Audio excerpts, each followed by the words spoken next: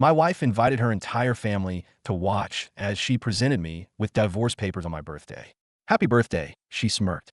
I took a deep breath and said, thank you. I have a gift too, eviction notices for everyone living in my house. Chaos broke out before I even sat down. I never thought my life would turn into one of those viral Reddit stories people read while drinking their morning coffee. The kind where folks in the comments argue over who's the real villain, who deserved what, and where everyone went wrong. I was just an average guy, 45, working in IT, spending most of my time in a small Brooklyn office, maintaining servers for a company that barely noticed I existed.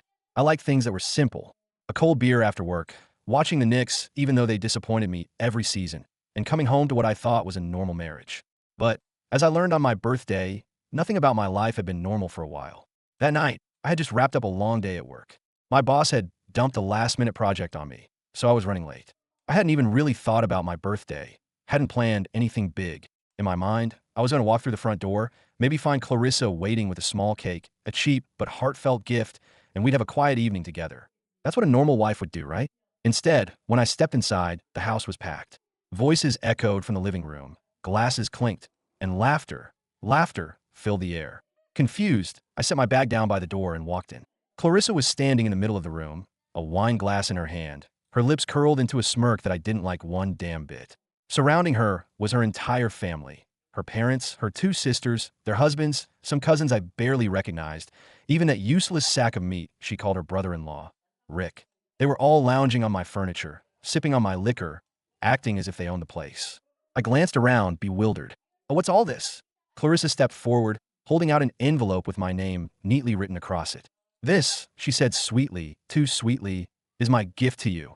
I hesitated before taking it, my eyes flicking across the room.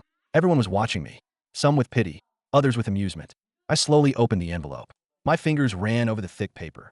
And then, divorce papers. I read the first few lines, my breath slowing. I let the words sink in.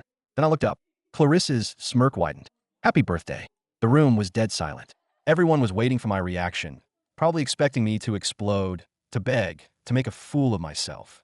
I exhaled through my nose. Not at once. Set the papers down on the coffee table. Well, I said evenly. That's unexpected. Marlene, her older sister, let out a mocking laugh. Oh, come on, you must have seen this coming. Clarissa's mother sipped her wine, watching me like I was some animal in a zoo exhibit. Her father, always the silent type, looked pleased, like he had been waiting for this moment. I let my gaze travel across the room again. These people had been living in my house, eating my food, mooching off my generosity for years. I had let them in, tolerated their freeloading, all for the sake of keeping peace in my marriage. And now they thought they could humiliate me? I slowly reached for my briefcase, unsnapped the lock, pulled out a thick stack of papers. Clarissa's smirk faltered. What's that? I held them up. Eviction notices. For everyone living in my house. The room erupted. Marlene shot up from the couch. You can't do that. Clarissa's mother gasped. This is a joke, right? Rick, always useless but never quiet, scoffed. Legally, you can't just kick us out, man. I turned to him, slowly. Rick, tell me, whose name is on the deed? He opened his mouth, closed it, looked at Clarissa. I let the silence stretch before answering for him. Mine. Marlene's voice was shrill now. Clarissa, do something. Clarissa clenched her jaw. You're being childish. No, I said calmly. You were being childish when you decided to serve me divorce papers in front of your entire family like this was some kind of reality TV drama. I'm just returning the favor. Her father's voice finally boomed across the room. This house has been our home for years. You can't just throw your family out like garbage. I laughed, right in his face. Family? I don't see a single blood relative in this room. Clarissa stepped closer, lowering her voice. You can't seriously be doing this. I tilted my head. You thought you could blindside me, Clarissa? Humiliate me in my own house. And I was just supposed to take it. She crossed her arms, trying to look unimpressed. I'll contest the eviction in court. I smirked this time. You'll have to find a new lawyer for that. She frowned. What? I reached into my pocket and pulled out the last ace up my sleeve. A prenup, signed before we got married. I waved it in front of her. You get nothing. Her face was drained of color. The room exploded again. Marlene started screeching about calling a lawyer. Clarissa's mother was wailing. Her father was cursing. Rick looked like he was about to cry. Clarissa stood frozen, hands trembling. I could see it sinking in. The realization. The consequences. I finally sat down, stretching out, enjoying the show. You know, I said, taking in the chaos, this is the best birthday I've had in years. The chaos in the room didn't settle. If anything, it escalated. Marlene was shouting over everyone else, her face red, veins bulging at her neck. You can't do this, you absolute piece of crap. We've been here for years. Years. This is our home, too. I stayed seated, arms resting on the chair's armrests, just watching the fireworks. No, Marlene. This is my home. You're just a long-term squatter. Clarissa's mother wiped her eyes dramatically. How could you do this to us? We're family. I let out a dry laugh. Funny. You weren't calling me family 5 minutes ago when you were all gloating about the divorce. Clarissa was still quiet, still frozen. Her lips were pressed into a thin line, but I could see the wheels turning in her head. I had blindsided her the way she tried to blindside me. Rick, useless, jobless, always running his mouth, shook his head. Man, this is messed up. We thought you'd at least let us transition out of here. I turned to him slowly. Transition out of here? I repeated. You've been transitioning for 4 years, Rick. Tell me, in what world does just until we get back on our feet mean nearly half a damn decade? He sputtered. I've been looking for work. I smirked. Oh yeah? What's the last job you applied for? He blinked. Marlene jumped in to defend him. It's been hard. The economy is trash right now, and rent is through the roof. You wouldn't understand, because you're one of those people who already has a house. Yeah, because I work for it, I shot back. While Rick was sitting on my couch, playing video games and eating my food, I was busting my ass in IT, saving up, paying off my mortgage. You all thought you could coast here forever, didn't you? Clarissa finally spoke, her voice dangerously calm. You were always so obsessed with ownership, weren't you? I met her gaze. Damn right I was. And it's paying off beautifully tonight. She inhaled sharply through her nose, fists clenching. You're heartless. Heartless. I laughed. Heartless is planning a public humiliation, waiting for the perfect moment to drop divorce papers on my birthday in front of your whole damn family. She had no comeback for that. Her father, always the silent, brooding type, finally stepped forward, tried to puff up his chest like he had any real authority here. You know, you may have legal power here, but you're burning every bridge. You're losing all of us. No one's going to stand by you after this. I let that sink in for a second before I answered. Good. His mouth tightened into a thin line. I could tell he wasn't used to being dismissed like that. Probably expected me to backpedal, to start apologizing, to reconsider. I didn't, because what the hell was I actually losing here? A bunch of ungrateful freeloaders who had treated me like an ATM with a heartbeat? A wife who had spent years letting her family walk all over me, who tried to take me down in front of an audience. No, I wasn't losing anything. I was gaining my damn house back. My sanity. My peace. You think you're so clever, Marlene spat. But we're not just going to leave. I smiled, leaning forward. Then I guess I'll see you in court. Rick scoffed. This is just a bluff. You wouldn't actually go through with it. I shrugged. I've already started the process. I tapped the eviction notices. 30 days. You all have 30 days to pack your crap and find somewhere else to mooch off of. After that, the sheriff's department will be happy to escort you out. That shut them up. Clarissa swallowed hard. You were planning this. Of course I was. I sat back, relaxed. You think I didn't notice what was going on? You think I didn't hear the whispers, the way you and Marlene kept talking about new opportunities and fresh starts? I knew something was coming, so I got my ducks in a row. Marlene turned to her sister, voice desperate now. Clarissa, you can't let this happen. You can't. Clarissa wasn't looking at her, though. She was looking at me. The realization was hitting her all at once. She thought she had me cornered tonight, that I would crumble, that I would beg, plead, make a scene. But she had underestimated me. And now, her plan has backfired spectacularly. I could see it, the weight of it pressing down on her. She had played her hand, and I had played mine better. Her throat bobbed as she swallowed. We'll see about that, she muttered under her breath, before turning sharply and walking toward the kitchen. But I saw it. I saw the fear in her eyes. And I knew for the first time in years I had one. You said, continue do not include ending yet, ChatGPT said. The tension in the room was suffocating. Nobody was laughing anymore. Nobody was sipping their drinks. The party was officially over, and everyone knew it. Clarissa had retreated to the kitchen, probably trying to figure out how to salvage what was left of her plan. Marlene stood there fuming, her arms crossed so tightly I thought she'd snap in half. Rick looked lost, like his brain was finally catching up to reality. Clarissa's mother was still clutching her pearls, blinking back angry tears, while her father was staring me down like he could intimidate me into changing my mind. He couldn't. I stayed in my seat, calm, watching them scramble. Finally, Clarissa's father broke the silence. You're not thinking this through, he said, his voice low and gruff. You throw all of us out, and you're alone. No family, no wife, nothing. That's not the way a man should live. I chuckled under my breath. Funny, I already felt alone in my own house, even with all of you here. I gestured around the room. What exactly am I losing?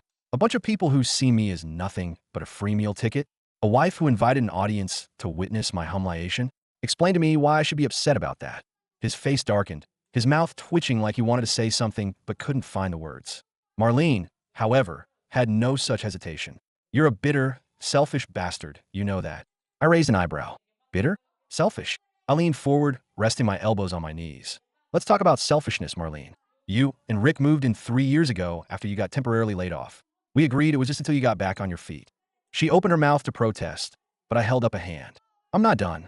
She clamped her mouth shut, eyes burning with fury. In those 3 years, Rick never once applied for a single job. He sat on my couch, using my Wi-Fi, playing video games, drinking the beer I paid for, and contributing nothing to this house. I turned to Rick. Hell, when was the last time you even paid for your own gas? Or groceries? Or anything? He shifted uncomfortably, but didn't answer. That's what I thought. I turned back to Marlene. And you? You work from home, which really just means you sit in your pajamas all day, pretending to run some half-assed Etsy store that makes maybe $50 a month. That's not true, she snapped. Oh no. I pulled out my phone and started tapping the screen. Because I just happened to check your shop last week. 2 sales. In the last 6 months. That's not a business, Marlene. That's a hobby. Her face turned bright red. You have no right. I have every right. I cut her off. Because you've been living under my roof, eating my food, using my electricity, and treating this house like a free Airbnb. I pointed at Clarissa's parents. Same with you too. You moved in when your retirement plans fell through, and I let it slide because I assumed it was temporary. But that was 5 years ago. I shook my head. Tell me, when exactly were you planning on leaving? Or were you just hoping I'd drop dead so you could claim squatters' rights? Clarissa's mother let out a sharp gasp, as if I'd physically slapped her. How dare you? How dare I? I laughed bitterly. No. How dare you? How dare all of you take advantage of me for years and still have the audacity to act like I'm the bad guy for wanting my own damn house back? Clarissa reappeared from the kitchen, her face unreadable. I could see the way she was gripping the countertop behind her, the tension in her shoulders. She had nothing left to say, and she knew it. I told you, I continued, locking eyes with her. I saw this coming. The whispers, the secret conversations, the way you started conveniently keeping financial stuff from me. I gestured to the divorce papers still sitting on the table. You thought you had me cornered. You thought you'd pull the rug out from under me, leave me scrambling while you waltzed away with everything. I smirked, but you played your hand too early, and I played mine better. The silence stretched long and thick between us. Finally, Clarissa let out a slow breath, straightened her shoulders, and spoke. We'll fight this. I tilted my head. You could try. You won't win, she added, her voice quieter now but firm. I shrugged. I don't need to win. I just need all of you out. She didn't respond. She just stared at me, her eyes burning with something I couldn't quite place. Resentment? Rage? Defeat? It didn't matter, because one thing was absolutely certain. None of them were staying here much longer. The tension in the room was a living thing, pulsing between us, thick and heavy. No one spoke for several seconds. The only sound was the faint clinking of ice in someone's forgotten drink. Clarissa's mother, ever the dramatist, finally broke the silence with a choked gasp. You're really going through with this? I exhaled slowly, rubbing my temples. What part of eviction notices did you not understand? Her father let out a humorless chuckle, shaking his head. You're making a mistake, son. I raised an eyebrow. Am I? You think kicking your wife and her family out is going to make you happy? He leaned forward, voice low and authoritative. You're acting on anger. When you wake up tomorrow and realize what you've done, it'll be too late. I met his gaze, unfazed. You mean like how Clarissa is going to wake up tomorrow and realize she just threw away a free house, a husband who provided for her, and the easiest life she could have ever asked for? Clarissa stiffened at that, but I wasn't done. Let's talk about it too late. Too late was when I first started noticing how this house wasn't mine anymore. How every decision, every corner, every purchase, every guest was dictated by someone else. Too late was when I sat back and let all of you move in, thinking I was being a good husband. Too late was when I let my own home become a damn group home for a bunch of entitled freeloaders who never once considered that I might not want to share my space indefinitely. Clarissa opened her mouth, then shut it, crossing her arms tightly. Marlene scoffed, rolling her eyes. Oh, please, you let us stay. Don't act like you weren't fine with it until now. I barked out a laugh. Fine with it? Are you serious? I gestured toward the house, my house, and felt my frustration boiling over. Do you know how many times I came home after a 12-hour workday and couldn't even sit on my own damn couch because one of you was sprawled out on it? How many times have I reached into the fridge for something I bought, only to find it gone because one of you helped yourself to it? How many nights I went to bed listening to Rick's obnoxious video game, Rage, fits through the walls? And you think I was fine with it? Rick looked away, suddenly very interested in his drink. Marlene, ever the stubborn one, glared at me. You should have said something earlier if it was such a big deal. I pinched the bridge of my nose. I did, Marlene. Multiple times. And you all acted like I was the bad guy for even suggesting that you stop treating me like your personal ATM. She huffed, but said nothing. I turned back to Clarissa. And you let this happen. No, you encouraged it. Every time I try to push back, you turn it into a guilt trip. Oh, it's just temporary, babe. They just need a little help, babe. It's family, babe. Well, guess what, Clarissa? I'm done. Her jaw clenched. So that's it? You're throwing away our marriage over this. I let out a sharp, humorless laugh. Throwing away our marriage? Clarissa, you served me divorce papers. You threw away our marriage the moment you decided I wasn't even worth a private conversation about it. You want a show, right? You want a grand spectacle? Well, congratulations. You got one. She shifted her weight, looking away, her lips pressed into a tight line.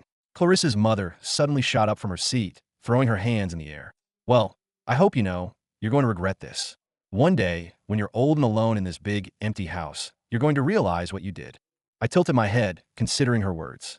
Then I slowly scanned the room, letting my gaze linger on each and every one of them before I answered. I'd rather be alone than surrounded by people who only care about what they can take from me. That shut her up. Rick finally spoke up, shifting uncomfortably in his seat. Okay, let's just be reasonable here. Maybe we don't have to escalate things this way. He looked around for support. Maybe we can work something out. I smirked. You mean like rent? He hesitated. Yeah. I mean, maybe we can start pitching in, you know? We can come up with something fair. I leaned back in my chair, crossing my arms. You've had years to come up with something fair, Rick.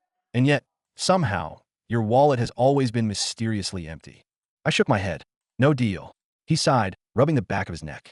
Man, this is really messed up. I raised an eyebrow. No. What's messed up is a grown-ass man who thinks he can live off someone else forever and then acts shocked when the gravy train stops. Clarissa's father, clearly done with the whole conversation, pushed himself up from his seat. Fine. You want us out? We'll leave. But don't expect us to come running back when you realize you made a mistake. I gave him a mock salute. Duly noted. He muttered something under his breath, shaking his head as he stomped toward the front door. One by one, they all followed. Marlene grabbed her purse aggressively, bumping into me on purpose as she passed. Rick downed the rest of his drink before setting the glass down a little too hard on the coffee table. Clarissa's mother shot me one last, disappointed look, like she truly couldn't believe I wasn't crumbling under the weight of my own actions. Clarissa, however, lingered. She was the last one standing in the living room with me, arms crossed, shoulders tense, her expression unreadable. For a long moment, we just stared at each other. Then, in a quiet, almost defeated voice, she asked, "Did you ever really love me?" I exhaled, rubbing my temples. Clarissa, don't do this. No, I want to know. Her voice was sharper now. Was I just some idiot who got lucky enough to live in your house for a few years? Or did I actually mean something to you? I hesitated, and that hesitation must have been enough of an answer for her, because she let out a hollow laugh, shaking her head. Wow, I sighed. It's not that simple, Clarissa, isn't it? She gestured to the empty room. You just wiped me and my family out of your life in one night, like we were nothing. I met her gaze, my voice steady. No, you did that. Her nostrils flared, her eyes glistening, but she blinked hard and straightened her posture. Fine. She turned on her heel and walked toward the door. But just as she reached for the handle, she paused. Without looking back, she said, "You know what the saddest part is? I actually thought we'd grow old together." Then she was gone. The door clicked shut behind her, leaving me alone in the silent house. I let out a slow breath, running a hand down my face. And for the first time in years, I felt at peace. The silence that followed was deafening. For the first time in years, my house was truly empty. No sounds of someone rummaging through my fridge. No mindless chatter in the background. No Rick shouting at his video games. No passive-aggressive sighs from Clarissa when I dared to sit in my own living room. Just peace. I let out a long, slow breath and sank into my favorite chair, rubbing my temples. It was over. They were gone. And now comes the fun part. The eviction process moved forward exactly as planned. Clarissa tried to fight it, of course.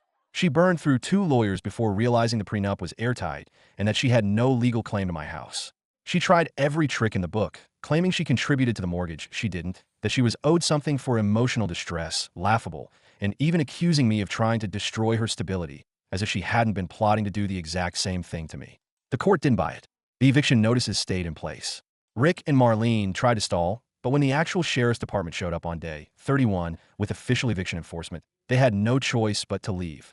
Watching Rick awkwardly shove garbage bags full of his crap into a borrowed car was a sight I savored. Marlene, meanwhile, spent the entire time spewing venom at me, saying things like, "This is going to come back to bite you. You'll regret this when you're old and alone. You're a miserable excuse for a man. Blah, blah, blah." I just stood there on my porch, sipping coffee, watching her load up her junk, and said, make sure you take all your failed business ideas with you. Clarissa's parents are the last to go, dragging their feet the entire time. Her mother tried one last plea, standing in my doorway with tears welling in her eyes. This is a mistake. You're throwing away your family. I took a slow sip of my coffee and gave her a small smile. No, I'm throwing away baggage. And then I closed the door in her face. With all of them gone, I finally started reclaiming my house. I had every room deep cleaned twice. I sold the furniture they had brought in, repainted the walls, and trashed every single thing Rick left behind. It felt like I was exorcising the ghosts of freeloaders past. Then, I made some upgrades. That ugly dining table Clarissa insisted on keeping, gone, replaced with something I actually liked. The obnoxious floral wallpaper in the guest room her mother had put up, ripped down. Rick's gaming setup that was still sitting in the basement, sold for dirt cheap on Craigslist. Every little change felt like I was taking my life back. I even threw a housewarming party for myself. Just a few close friends, some good whiskey, and a toast to my newfound peace. No more freeloaders. No more family drama. No more walking on eggshells in my own home. It was perfect. And as for Clarissa, oh, she got what was coming to her. After the eviction, she moved into a tiny, overpriced apartment in Manhattan, burning through her savings faster than she expected. She had assumed she'd get half of everything, but thanks to the prenup, she walked away with nothing. She called me once. Just once. It was about 4 months after she moved out. I was in the middle of watching a Knicks game when my phone lit up with her name. I stared at it for a second, debating whether to ignore it, but curiosity got the better of me. I answered, hello. There was a long pause on the other end. Then a deep sigh. She hesitated. I just wanted to say, I hope you're happy. I smirked, glancing around my clean, quiet, peaceful house. I am. Another pause. Then, quietly, she said, I miss our life sometimes. I let that sit for a second. Then I said, I don't. And I hung up. And that, my friends, was the best birthday gift I ever gave myself. Revenge? It didn't come in the form of some grand dramatic act. It came in peace. In knowing that while Clarissa was struggling to pay rent, while Marlene and Rick were hopping from one friend's couch to another, while her parents were trying to figure out where they went wrong, I was living my best damn life. Alone? Sure. But happy? Absolutely. And the best part? Every year on my birthday, I get to raise a glass, sit back in my own damn house, and remind myself that sometimes the best revenge is simply moving on.